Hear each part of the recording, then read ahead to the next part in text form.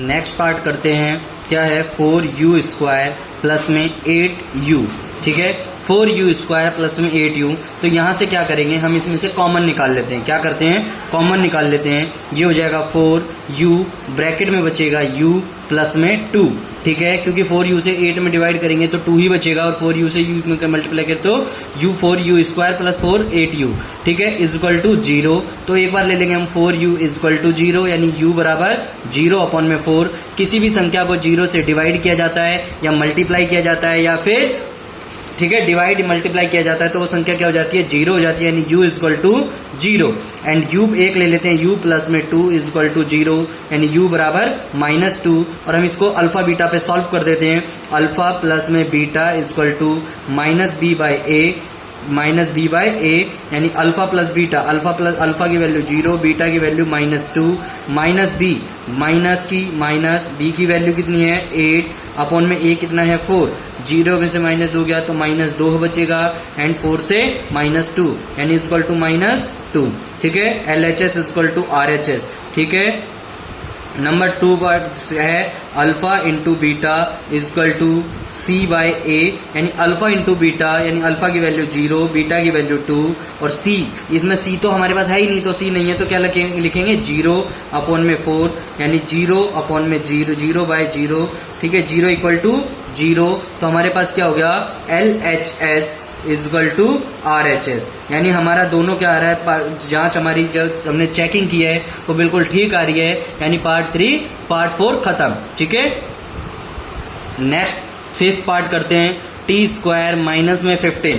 तो t² minus में 15, तो हमें क्या करते हैं, t² is equal to t² minus 15 is equal to में 0, यानी t² is equal to minus है तो इधर आके प्लस हो जाएगा। यहाँ से स्क्वायर हटाएंगे तो यहाँ क्या लगेगा बेटा, रूट लग जाएगा, यानी t इज इक्वल टू क्या हो जाएगा, √15। तो रूट की वैल्यू क्या होती है, प्लस भी होती है और माइनस भी होती है, प्लस एंड माइनस दोनों, यानी t बराबर मिल गया मुझे, एक तो +15 √15, एक माइनस √15।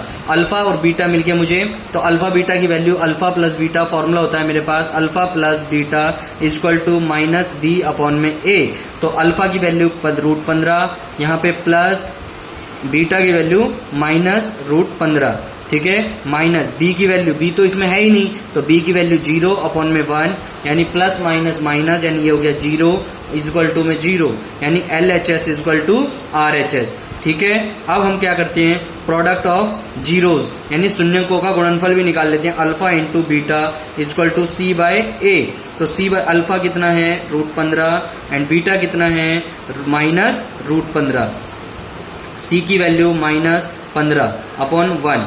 तो रूट से रूट क्या होता कट जाता है, 15 का 15 बचेगा, is equal to sign minus है तो माइनस, एंड यहाँ भी -15। तो हमारे पास क्या हुआ, LHS is equal to RHS। ठीक है बेटा, प्रूफ हो गया।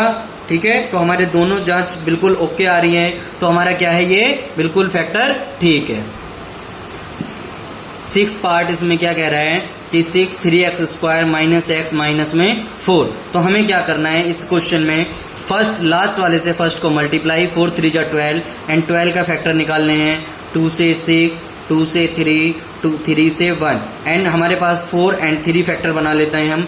4 एंड 3, 4 में से 3 गए, 1 बचता है, और 4 3 12 भी होता है।